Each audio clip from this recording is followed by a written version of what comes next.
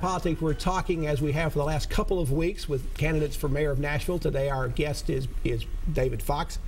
David, one of your opponents, Linda Rivervick, released an internal poll that she's done earlier this week. It shows that Bill Freeman is the front runner with about 18% of the vote, but a three-way battle for second between herself, Megan Barry, and Howard Gentry.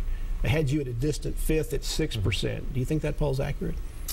I think it's accurate in what it's showing. It's showing a lot of name ID. I mean, the advantage for us is we've known for 10 months that the election was not on June 15th. So early voting starts in a month. And so all of our campaign strategy is to make sure that we peak out beginning on July 17th. The support we're building, we think, is going to be durable support built on one-on-one relationships we built through our canvassing operation. Is it fair to say, from what we've seen from several of these polls that have been leaked out by campaigns, that Bill Freeman is the front runner at this point? Don't know. I mean, it's undecided is probably the number one candidate, I mean, if it was a candidate. Based on our door knocking as of the last few days, we think close to 70% of people are still undecided. It's that big a number based on the people we're knocking doors of. And I think what we're seeing in these polls, we're seeing a lot of the recency effect. People see an ad, they're asked who they support, well, they just saw the ad. We'll see if that's permanent support. We don't think that's not what we're trying to do. We're trying to build long-term loyalty, not like a two-day affection. As the campaign has gone on, there seems to have been a little bit of a move towards an anybody but Bill Freeman candidate to pair that off into the runoff. Do you want to be that anybody but Freeman candidate? Is that important to you? That's not how we're trying to position ourselves. I'm really focused as a fiscal conservative, trying to do what I can to make sure we keep our financial situation in good shape, make sure we shore up our infrastructure, but that's not really, we don't have a strategy focused on any other candidate. Keel Hunt's a columnist for the Tennessean. In his column that ran a Sunday, this past Sunday, he suggested that some of the mayoral candidates ought to drop out in order to give somebody an opportunity to go one-on-one against Freeman and defeat him. Do you know anybody you plan to drop out of the race? Oh, certainly not, because I think we're exactly where we're supposed to be. I don't think anybody's going to drop out. I think what you might see in some of the candidates, if some of the candidates have spent an awful lot of money, I mean, hundreds of thousands, between $500,000 and $1 million on TV spending. As of the end of last week, we're sitting on $1 million we're about to spend. We'd spent only $38,000 as of the end of last week, which is now ramping up. I think there may be some candidates who have spent an awful lot of money who don't seem to be getting traction. I don't think they're going to pull out, but it makes me wonder, will they really come in with some personal money or not?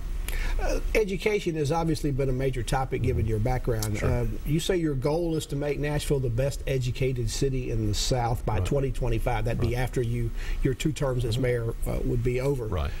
How would you achieve that, and how would you have the markers along the route to know that you're making progress? I think we can build a continuum of education that'll get us there. A lot of the candidates are calling for universal pre-K, where you decide to put everybody, all the young children, into MNPS-run preschool. But since most children are already in private paid preschool, that's not my plan. My plan is let's focus on children, lower income children who really need effective pre-K, a smaller number, use all our resources and move the needles for that smaller group. But if it helps all children, why not give it, make it available to everybody? Because funds are finite.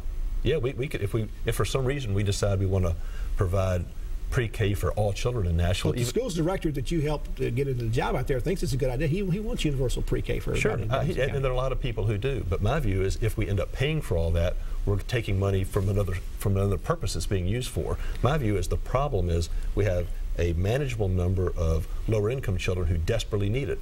So let's fix that. Let's put a lot of money and move the needle for them, but that's only a part of the issue. Now, being the best schools in the South, the South is not necessarily known for having the best public education system. So is that a lofty enough goal? In 10 years, it is a lofty goal. I mean, I think we have a long way to go. When I got to the school board in 2006, we were the second lowest performing district in Tennessee. I mean, which was a terrible rating, and Tennessee is not a highly performing state. So if we can get there in 10 years, I think that'll be an extraordinary accomplishment and will change tens of thousands of lives. Now, the present school board is searching for a new director. They don't have one on board. The current director, Dr. Register, is leaving within a few days. Has the school board done a good job in this search? Should they stop the search and wait for the new mayor to be elected and bring that person to be involved? When Dr. Register announced in September, October he was going to retire, I thought there was enough time for the school board to do a good national search and get someone in place. So when Mayor Dean suggested in December that they hold off for the new mayor, I didn't see anything because I thought they had enough time to do it. For whatever reason, things didn't move along as quickly as I expected, and so about a month ago I did publicly call on the school board, kind of let's give yourself some time. Don't try to hire in June or July when most of the good candidates have already taken good jobs. And so subsequently they have extended their search. I just want them to get an A+ superintendent. The sooner the better.